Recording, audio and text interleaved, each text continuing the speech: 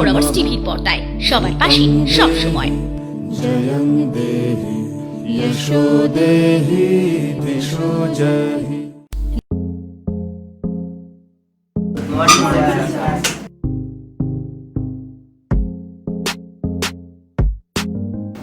নামগুলো অভিক দাস, নেহা শর্মা, মৃত্যুঞ্জয় পোরেল, পূজা হালদার, দীপ দাস, সুশান্ত চৌহান, স্বর্ণালী পাল, সোনু দাস, পায়েল সর্দার। ঠিক আছে, আজকে তাহলে আমরা একটু দাঁড়িয়ে অ্যাক্টিং করি, খেলাধুলা করি। পায়েল, দেখলে তুমি এসছো কিংবা তুমি ওদিক দিয়ে যাচ্ছ, অনেক সময় না পার্ক দিয়ে যাচ্ছ, যেতে গিয়ে তুমি ওকে দেখলে, দেখে রিয়াক্ট করলে, তারপরে ওর কাছে এসে বলে কি ব্যাপার তুমি এখানে, তোমার না আজকে ইন্টারভিউ ছিল, তুমি বললে তোমার কোম্পানি থেকে ইন্টারভিউ, তোমার চাকরি হয়ে যাবে, সব কথা নাকি হয়ে গেছে, তো এখানে দাঁড়িয়ে কি করছো, তোমার ফিরতে নাকি সন্ধ্যা হবে। তুমি ওটা ওকে झूठ बात बोला था, जो भी बोला था इंटरव्यू के बाद झूठ था, इसलिए तुम अवॉइड कर रहा हो। बोले नहीं, वो इंटरव्यू हो गया, হয়ে গেছে মানে কি ভেবেছোটা কি, দিনের পর দিন তুমি আমাকে মিথ্যে কথা বলবে আর আমাকে সেটা বিশ্বাস করতে হবে, তোমার লজ্জা করে না?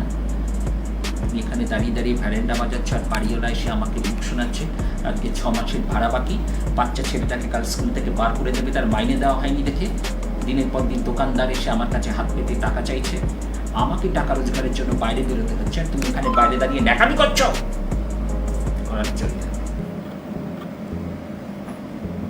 तुम छोड़ो तो ये सब बेकार की बातें, हंसबे ना, मत हंसना, छोड़ो।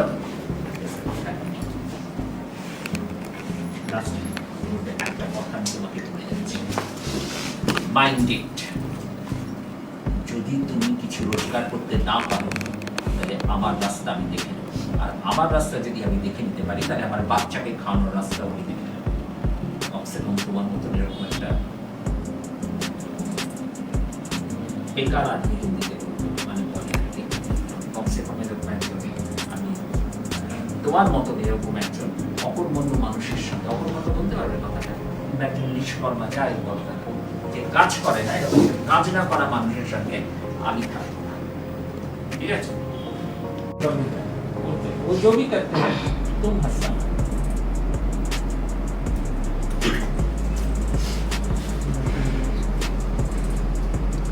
Boulby start.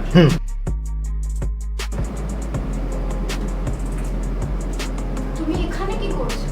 তোমার না আজকে অফিসে ইন্টারভিউ ছিল, তুমি আমাকে বললে যে আজকে ইন্টারভিউ দিতে যাবে, তোমার আসতে দেরি হবে, তুমি এখানে দাঁড়িয়ে কি করছো? ইন্টারভিউ তো হয়ে গেছে। কি হয়ে গেছে? বাচ্চাকে স্কুলে দিতে হবে 6 মাস পরে, যদি ও ক্লাস না করতে পারে ওকে বের করে দেবে। ঘর ভাড়া দিতে হবে, সব যদি আমি দায়িত্ব নিই, তুমি কি করবে? ছাড়ো। কি ছাড়ো? দেখো, আজ যদি তুমি কাজ না করো, তোমার সাথে বেকার মানুষের সাথে আমি থাকবো না। আমি নিজের জোগাড়ও করে নিতে পারবো, আমার বাচ্চার জোগাড় আমি নিজে করে নিতে পারবো। তুমি এসো, কি বললে, কি নর্মদা কি নাম বলে, ডান্স করি, খেলাধুলা, ফুটবল। চুলটা কার মতো চুলটা করতে কতক্ষণ লেগেছে? একজন করেছিল বললে 57 ঘন্টা লেগেছে। সেলুন খোলা ছিল, 57 ঘন্টা সেলুন খোলা, ও ঢুকে। চলো।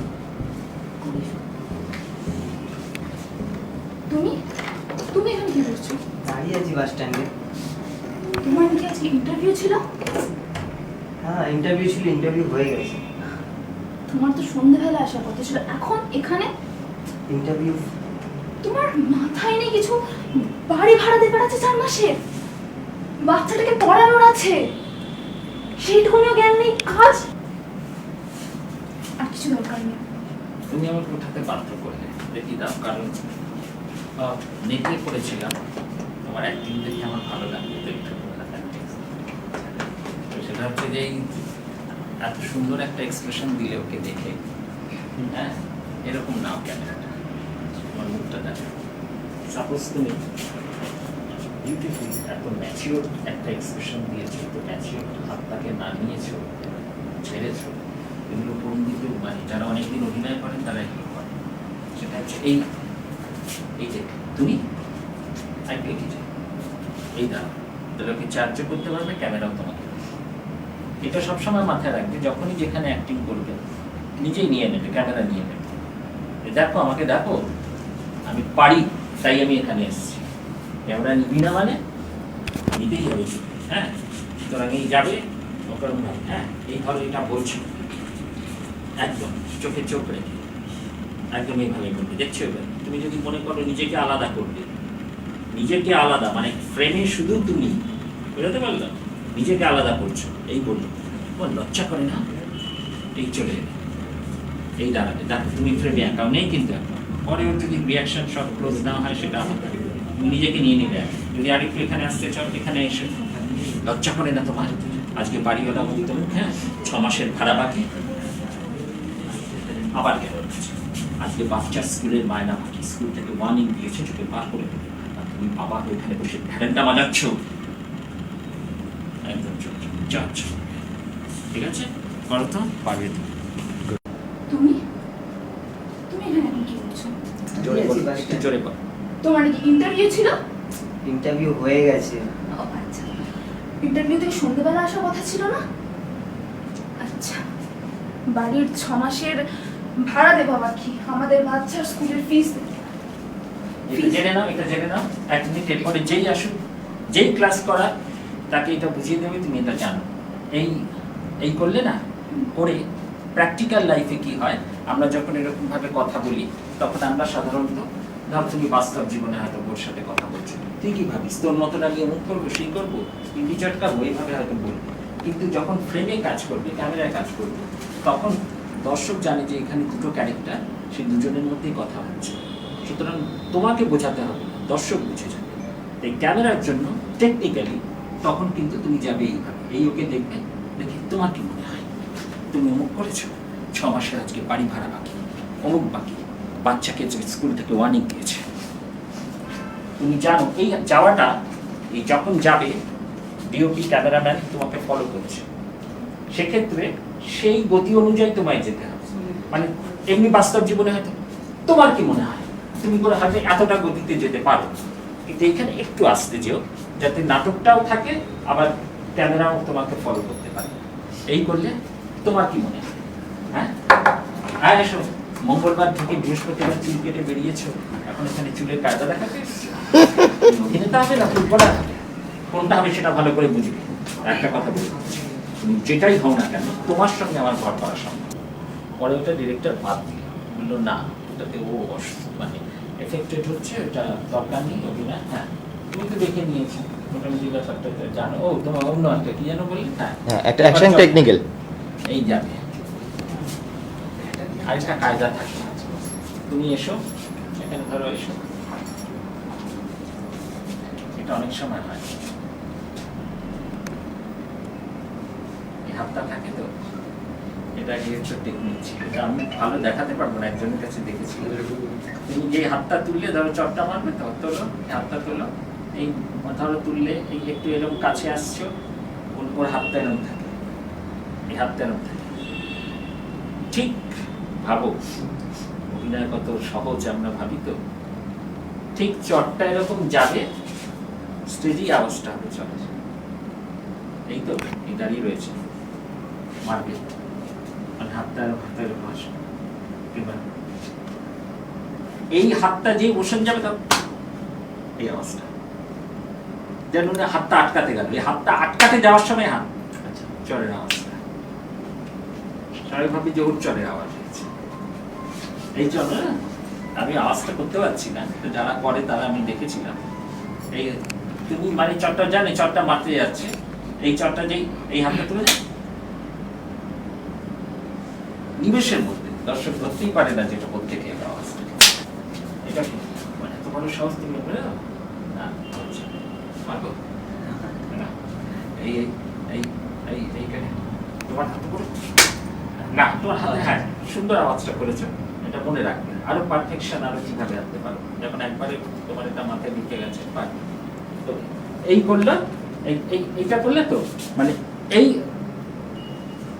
এই মানে যাতে এই সত্যি যেন চটটা গিয়ে পড়ে এই এই এইটা নিয়ে গিয়ে এটা আস্তে ছেড়ে দেবে, তাহলে মোশনটা থাকবে, এইটা আস্তে যাবে কিংবা মাঝখানটা। কিন্তু যখন মাঝখানটা তুমি এইভাবে দিতে চাও তাহলে এইভাবে কেউ চল মারবে, তুমি জানো মাঝখানটা পড়বে, এটা হবে না, এটা অনেক প্র্যাকটিস। এই যে চটটা মারছো কিন্তু ঘুরিয়ে নিচ্ছে এবং কি করছো হাতটা নিয়ে যাচ্ছে। বেশ हो गया आप इसको कैमरा फॉलो करो। তুমি তুমি এখানে কি করছো? তোমার না আজকে ইন্টারভিউ আছে? শেষ হয়ে গেছে। এত তাড়াতাড়ি শেষ হয়ে গেছে? তোমার তো আজকে সন্ধ্যাবেলা আসার কথা ছিল। শেষ হয়ে গেছে। আচ্ছা এটা একটা বলে নি, হ্যাঁ এগুলো সব ক্লিয়ার হবে। সেটা হচ্ছে যে এটা কিচ্ছু দরকার নেই, হাত পা না আছে, হ্যাঁ শেষ হয়ে গেছে। আমরা মুখে বুঝিয়ে দিচ্ছি হ্যাঁ শেষ হয়ে গেছে। আবার শেষ হয়ে গেছে তুমি না বললে শুনতে পেলে, আগে হয়ে গেছে। ন্যাচারাল ডেলিভারি, ন্যাচারাল এক্সপ্রেশন আগে হয়ে গেছে। আগে হয়ে গেছে মানে তুমি আমাকে যা বোঝাবে আমার তাই বুঝতে হবে। তুমি জানো আজকে বাড়িওয়ালা এসে চলে যাও, একা যদি একা না নিতে চাও ওকে নিয়ে বলো, তাও করতে পারো।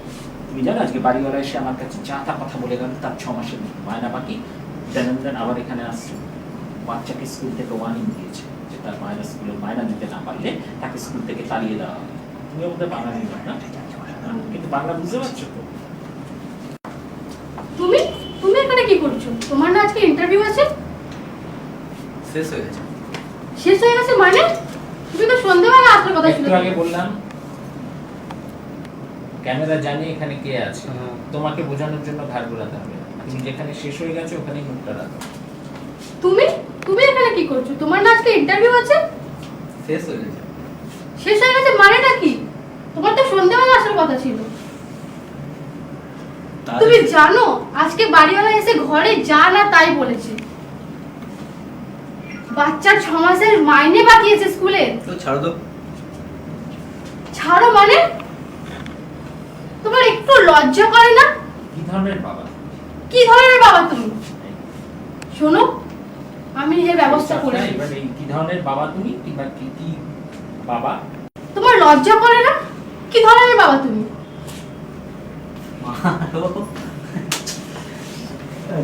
এটা আর হবে না, এটা না, এটা কোনো হাসির কিছু। কে এসছে দেখো, পুলিশ কোথায়? এরকম দাঁড়াবে না, ক্যামেরা এখানে তো।